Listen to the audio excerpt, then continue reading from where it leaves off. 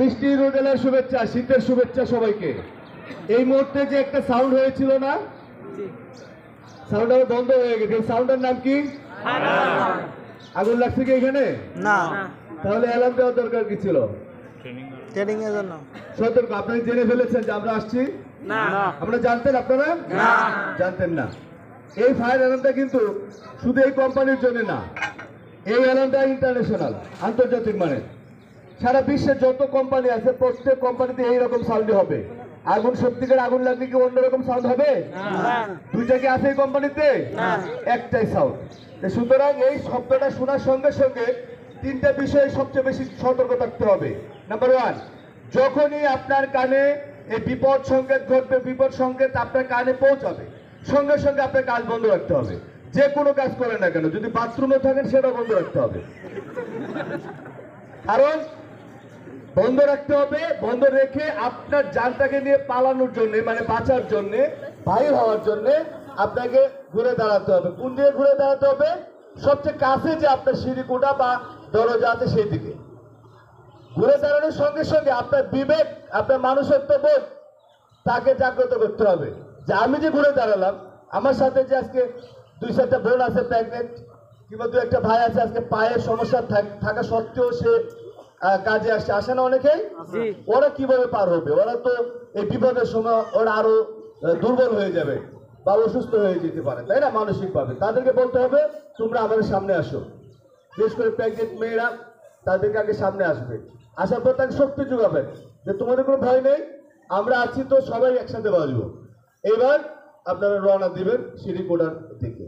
আর যারা স্বার্থপরতার মধ্যে কিছু কিছু লোক আছে, আমরা আচরণ করি যে নিজে বাঁচতে পারবেন না, ধাক্কাধাক্কি করে শরীরে শক্তি চাই বেশি, সে আগে বাঁচতে চাই।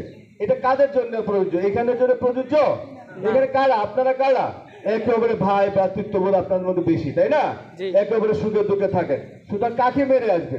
যদি আল্লাহ না করুন সিঁড়িগুলো থেকে ধাক্কা ধুক্কা কয়েকজন মেরে দেন, 1-2 জন পড়ে যাবে, পড়তে পারে না। সে যদি পড়ে যায় তাকে উঠানো সম্ভব হবে? হবে না। আপনারে পাড়ায় পড়ায় মেরে এসে বলবে। আর এই যে এসে সিকিউরিটির ধাক্কা থেকে দিয়ে গেটটা ভেঙে চলে গেলে, তারপরে আমাদেরকে ইতিমধ্যে সংবাদ দেওয়া হয়েছে, আমি আসতেছি, এসে দেখলাম যে প্রচুর আগুন, আগুনে কাজ করব। আর যদি এই ইভাকুয়েশন ড্রিলের তাৎপর্য মেনে এখানে এসে দাঁড়াতেন, আপনাদের অফিসাররা বলতেন যে তোমরা এখানে আসো, কোথায় কি সমস্যা জানতে পারতো। আপনারা বলতেন যে অমুক অমুক জায়গায় 1-2 জন পড়ে গেছিল, কিংবা যে বাথরুমে ঢুকেছিল, বাথরুমের থেকে বাইর হয় নাই, ঠিক আছে না, ওকে তো পাচ্ছি না। তখন কি করতো, ওনারা নোট ডাউন করে রাখতো, আপনাদের বলতো যে ঠিক আছে তোমরা বাইরে যাবো, একটা সাইডে থাকো, ফায়ার সার্ভিস আসতেছে, এখানকার লোকাল যারা রেস্কিউয়ার আছে তারা যাচ্ছে, উদ্ধার করার চেষ্টা করতেছে। ইতিমধ্যে আমরা এসে আগুন দেখবো, কিন্তু আমরা আগুনে কাজ করবো না, না করে ওই যে প্রাণটা পড়েছিল সেই প্রাণটাকে উদ্ধার করতে যাবো, কারণ সে তো মারা যায় নাই, তাকে আগে উদ্ধার করতে যাব। এই উদ্ধার কার্যক্রমটা সুষ্ঠু হওয়ার জন্য সহযোগিতা কে করেছিল? আপনারা করেছিলেন, তাই না? আপনারা করছেন বিদায় ওই প্রাণটাকে বাঁচাতে পারছি। অন্যথায় O2 স্পিনিং মিল, এই যে আপনি নয়নপুর আছে না, একটা নাম শুনছেন না নয়নপুরে? সেই নয়নপুরে কিন্তু আপনার 2019 সালে একটা ঘটনা ঘটেছিল, সেখানে খুব কষ্ট করেছিলাম আমি, ইকবাল হাসান, আপনার মনে করেন আমি ভালো করে দায়িত্বে ছিলাম। তখন এসে দিনে 12টা থেকে রাত্রে 11টা পর্যন্ত একটানা কাজ করেছিলাম। তারপর ঢাকা থেকে অনেক টিম গেলো, তখন আমরা রিল্যাক্স পেয়েছি। ভোরবেলা আমি লাইনসিং এর টিম সহ চলে যাবো, তখন আমরা উদ্যোগের কর্তৃপক্ষ বলে আপনি তো দেখে যান। ভিতরে যে ঢুকে দেখি বাথরুমে দেখেছেন 3 জন, ওরা যে বাথরুম ঢুকছিল, ওরা দুপুরে খাওয়ার পরে অনেকে এসে বাথরুম করে, ওরা বাথরুমে বাইরে হয় নাই। তারপরে অফিসারের রুমে ছিল। এই যে এই শক্তি থাকা যাবে না, আমরা তাই বলে থাকি যখনই আপনার কানে বিপদ সংকেত পৌঁছাবে, সঙ্গে সঙ্গে আপনি বাইরে হওয়ার প্রস্তুতি নেবেন এবং আস্তে ধীরে বাইরে আসতে হবে। তারপরে এই 4-5 জন লোক আমরা মৃত পেয়েছিলাম। মৃত মানে কি? কঙ্কাল। আমার খুব কষ্ট পেয়েছিলাম, আমি ব্যক্তিগতভাবে অনেক কেঁদেছিলাম যে আমি কি কাজ করেছি, ওরা মারা গেল, কিন্তু আমি তো অসহায়, আমি তো কোনো তথ্য পাই নাই যে এই রুমে ওই রুমে বা এত নাম্বার ফ্লোরে আটকা আছে। কথাটা বুঝতে পারছেন? তাই আমরা বলে থাকি যে সমস্ত কোম্পানি এই অ্যাসেম্বলিতে আসার নিয়মটা বা এই ইভাকুয়েশন ড্রিল সম্পর্কে ভালোভাবে তারা মানে, সম্মান করে, সেই কোম্পানিতে আর যাই হোক একটা প্রাণের সংশয় ঘটবে না। একটা মানুষ মারা গেল অ্যাক্সিডেন্টে, একটা মানুষ মারা গেল আগুনে, আপনি তারপরে কি ওনার নামে 10টা কোম্পানির লাভ আছে? তা লাভ নাই। এই জিনিসটা আমরা মাথায় রাখতে হবে। আমরা যতই আধুনিক হচ্ছি না কেন, আমরা এখন বর্তমানে আধুনিক জগতে বাস করছি, আমরা এখন আমাদের হাতের মুঠে আমার পৃথিবীটা, তাই না, মোবাইলটা, আমরা যতই আধুনিক হচ্ছি আমাদের রিস্কগুলো পাল্লাতে আরো বেশি আধুনিক হচ্ছে, রিস্কগুলো আরো মডার্ন হয়ে গেছে। ওই রিস্কগুলোকে আমাদের বুদ্ধিমত্তা দিয়ে মোকাবেলা করতে হবে। কিরকম? আপনি আজকে বাসায় গেলে 6 ঘন্টা পরে হঠাৎ সুইচ দিলে সঙ্গে সঙ্গে বিস্ফোরণ ঘটে গেল, হচ্ছে না এরকম? এই যে গত কয়েকদিন আগে 21টা আপনাদের লেভেলে আপনারা বাসায় ব্যবহার করেন, এক রুমে মানে একটা সিলিন্ডার থাকে, এরকম 21টা ঘর পড়া গেল এই যে কয়েকদিন আগে কলম্বিয়া অপোজিট পাড়াটায়। তো যাই হোক, এই যে ঘটনাটি ঘটে, এর থেকে পরিত্রাণ পাওয়া দরকার আছে না? কি করব? প্রথমেই ঘরে যাওয়ার সঙ্গে সঙ্গে দরজাটা খুলে 5 থেকে 10 সেকেন্ড অপেক্ষা করো, এত দরকার নাই, 2 থেকে 5 সেকেন্ড অপেক্ষা করবো, করে তারপরে সুইচ দিব। কারণ এই যে আপনি যে চলে আসছেন, লাইনের গ্যাস হোক আর আপনার ওই বোতলের গ্যাসই হোক, ওই গ্যাস থেকে আপনার বাইর হইতে হইতে একটা অ্যাটম বোমে পরিণত হলো, এবং গ্যাস কি করলো, আপনার সুইচ বক্সের ভিতরে গ্যাস প্রবেশ করলো। যখনই সুইচ দিচ্ছেন সঙ্গে সঙ্গে বিস্ফোরণ, আপনি পূজার ওঠার আগেই আপনার বিস্ফোরণ ঘটায় ফেলাইছে। তাহলে এই যে ঘটনাটা না ঘটে, এখন থেকে আমরা এই অনুশীলনটা করার সময় আসছে, মানে এখনই থেকে আমরা অনুসরণ করবো। কি করবো না সবাই কাজটা? তবে আপনি করলে আপনার সন্তান করবে, আপনার পরিবার অন্যান্যরা করবে, আপনি বলবেন অন্যদের। তবে আধুনিক যে রিস্ক আছে সেই রিস্ক মোকাবেলা আমরাই করবো, রাইট? আর এই কোম্পানি দেখেন কোটি টাকা খরচ করে অনেক কিছু আপনাদের জন্য রেখেছে। যেমন একজন এই ব্যবসাটা দেন, কিয়াটা দেন, হ্যাঁ ব্যবসা নেই, এটা দেন। এটার নাম কি বলেন তো? ব্যবসা। আচ্ছা, ছেলেরা কি বলবেন? যাই হোক, মেয়েরা তো এই কথা বলে না যে এটা যে তেলের পিঠা খোলানো সেই জিনিস। এটা কি ব্যবসার কি ছিদ্র থাকে? না, থাকে না। এটা ফায়ার বিটার। আগুনে মূলত 3টা জিনিস থাকে। একটা জিনিস তো আপনার সবসময় হাতের কাছে রাখেন না? যেমন আপনার শরীরের মধ্যে কাপড় আছে, এটা তো আগুনের খাদ্য, এবং কি আপনার খাদ্য নিয়েই থাকেন। এই যে কিন্তু যদি কখন আগুন লেগে যায়, তখন হাতে থাপা দিলে হাতটা পড়ে যেতে পারে না, একটু বড় হয়ে গেল, তখন এটাতে আমরা বাড়ি দেবো। বাড়ি দিলে আগুনের যে সূত্র আছে, 3টা জিনিসের বিনিময়ে যে আগুন হয়, যেমন ধার্য বস্তু, বাতাস, তাপ, এই 3টা বাড়ি দিলে সার্কেলটা ভেঙে যাবে, আগুন নেমে যাবে। অসংখ্য আছে এই কোম্পানিতে। এটা আপনাদের জন্য, এটা কিন্তু বাইরে দেখানোর জন্য বা আমাদের দেখানোর জন্য নয়, এই জিনিসটা বুঝতে হবে। তারপরে আপনার আছে এই জিনিসটা লাগবে, এটার নাম কি? বুঝতে পারছি, আপনারা পারেন না। এটা হোক ফায়ার হোক, আগুনে বড় হয়ে গেছে, আগুনে কাছের জিনিসটাকে টেনে আনার জন্য এগুলো ব্যবহার করতে হয়। এই যে দেখেন আসল জিনিস, এই জিনিসের নাম কি? তাহলে ওইটার নাম কি ছিল? Fire bitter. মনে থাকবো?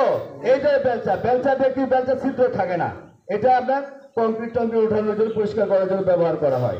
তারা দেখবেন এই যে একটা বিষয়, খুব গুরুত্বপূর্ণ একটা জিনিস, এটাকে আমি খুব ভালোবাসি। এর নাম কি? এটা লক কাটার, বোল কাটার, তালা কাটার। তালা কাটে না এই জিনিস।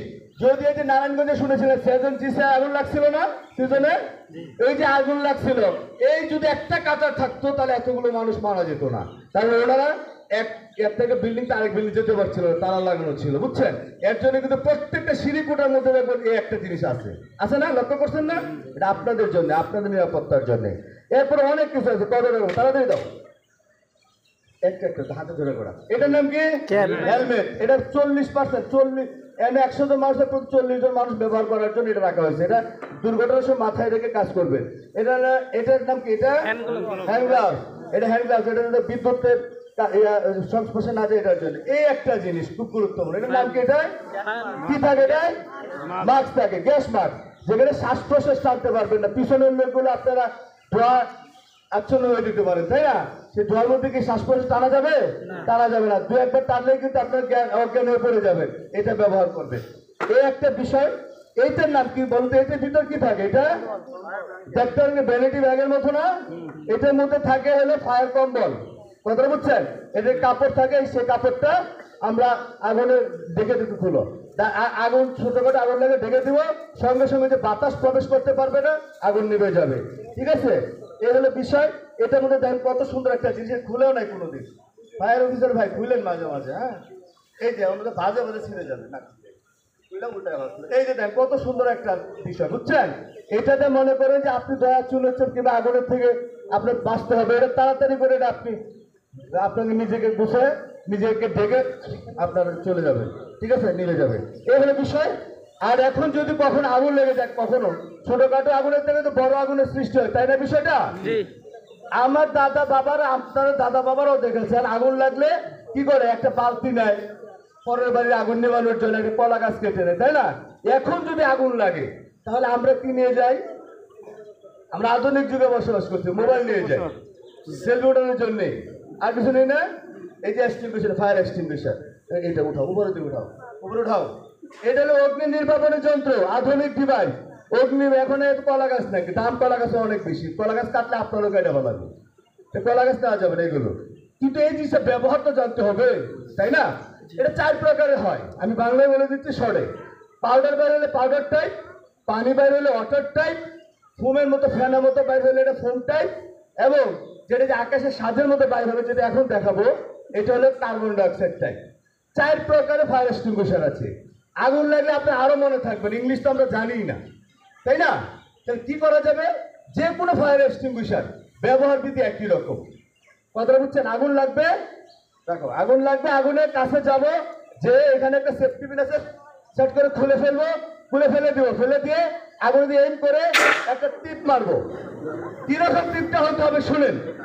এই যে সেফটি পিনটা খুললাম, আপনি মনে করেন আপনার বসের রুমে শর্ট সার্কিট হলো, একটা আগুন লেগে গেল, সঙ্গে সঙ্গে পাশে দেখবেন যে একটা ফায়ার এক্সটিংগুইশার আছে, এক এক জায়গায় এক এক রকমের ফায়ার এক্সটিংগুইশার থাকবে। কথাটা বুঝছেন? আপনার কোনো টেনশনের দরকার নেই, এখানে যে প্রকারে আগুন লাগবে সেই প্রকারে ফায়ার এক্সটিংগুইশার এখানে বিচক্ষণ অফিসাররা আছেন, সেফটি প্ল্যান অনুযায়ী সেট আপ করে রাখছে। আপনার দায়িত্ব শুধু ফায়ার এক্সটিংগুইশার হাতে নেবেন, আগুনের কাছে যাবেন, সেফটি পিনটা খুলবেন, যতটুকু আগুনের কাছে যেতে পারেন, যে আপনি 100% প্রেসার দিবেন। প্রত্যেকটা ফায়ার এক্সটিংগুইশার বা সব কিছুরই আজকে একটা নতুন জামা কিনেন, সেটার তো লাইফ টাইম আছে না? এমনকি সেটা একটা যৌবন সময় তো আছে, সৌন্দর্য সময় আছে। এইটা লাইফ টাইম হলো, মানে এক টিপে ধরে রাখলে 30 সেকেন্ড পর্যন্ত বাইরে হইতে থাকবে। কিন্তু এটা যৌবন সময় হলো 5 থেকে 10 সেকেন্ড, 5 থেকে 10 সেকেন্ড ফায়ার ফাইটিং হবে। এই 5 থেকে 10 সেকেন্ডে যদি আপনি সঠিকভাবে ফায়ার ফাইটিং করতে পারেন, অন্তত পক্ষে এই কোম্পানি যতদিন চাকরি করবেন আপনাদের সামনে কখনোই কোনো বড় আগুন হতে পারবে না। এই যে দেখেন ক্ষমতা কতটুকু, এটা আমি বলছি, এটা লাইফ টাইম হলো কত, 30 সেকেন্ড, আর এটা যৌবন সময় মানে শক্তিশালী কার্যকরী টাইম হলো মাত্র 5 সেকেন্ড, 5 থেকে 10 সেকেন্ড সর্বোচ্চ।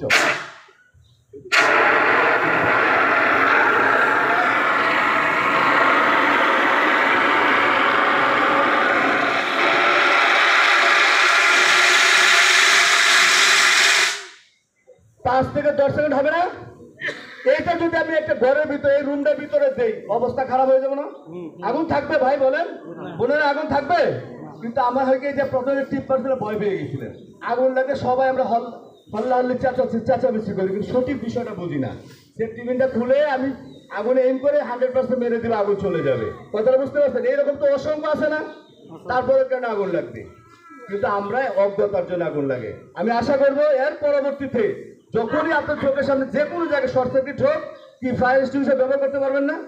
এগুলো তো আপনাদের ব্যবহার করবে, একাকি ফায়ার অফিসার ব্যবহার করবে এতগুলো ফায়ার এক্সটিংগুইশার? আপনারা করবেন না? এটার জন্য বাকি আছে কি 30 সেকেন্ডের মধ্যে 5 সেকেন্ড ধরলাম, 10 সেকেন্ড ধরলাম, চলে গেল, 20 সেকেন্ড বাকি আছে না? এই যে বৃদ্ধকাল, বৃদ্ধকালে কি করবে? এইভাবে 20 বছর কি চিল্লালে লাভ আছে? বড়া কলস লড়ে কম, উনা কলস লড়ে বেশি, তাই না? শুধু চিল্লালে লাভ নাই, ফায়ার এক্সটিংগুইশার যথাযথ ব্যবহার করতে হবে। যাই হোক, আপনাদের কাছে এসে খুব ভালো লাগলো। আমি প্রথমেই আসছি এখানে, আমি নতুন অফিসার, এই যে আপনাদের মডার্ন ফায়ার স্টেশনে আমি দায়িত্বে আছি।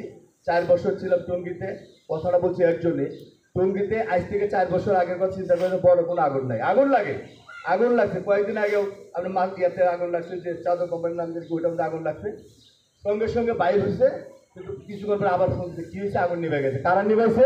আমার শ্রমিক ভাইয়েরা নিভাইছে। কি দিয়ে? ফায়ার এক্সটিংগুইশার দিয়ে।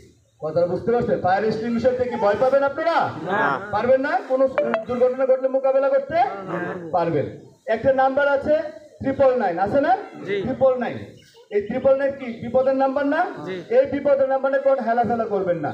বিপদের নাম্বার 999-কে ফোন করে বলবেন এইরকম, যে আমার ধরেন একটা ফান করে একটা কথা বলছি জানার জন্য, একটা বোনের হাজব্যান্ড খুব বকাটে, অনেক মোটা সোটা তার হাজব্যান্ড, মেজাজ খারাপ হলে ধাক্কা ধোক্কা লাগছে, বেচারা অজ্ঞান হয়ে গেল। অ্যাম্বাসেডারি করছে একটা বিপদের মধ্যে। যদি পার্শ্ববর্তী বোনেরা বলে তাহলে তারা কি করবে? প্লেট আর চামচ একসাথে জায়গায় শব্দ করে করে চিল্লাবো যে জামাই করে জামাই মেরে লেছি, লজ্জা দিবে ওনাকে। কিন্তু আসলে তো মানে ব্রেনটা হট ছিল, কাজটা হয়ে গেছে, তাই না? সেই ক্ষেত্রে আপনি 999-কে ফোন দিয়ে বলবেন যে আমি অমুক বলছি, আমি এই জায়গায় থাকি, আমার স্বামীটা ওজনে বাড়ি ইত্যাদি ইত্যাদি, জ্বর হয়েছিল, এটা মুচ্চা গেছে, মানে এটাকে ওকে একটু উদ্ধার করতে হবে।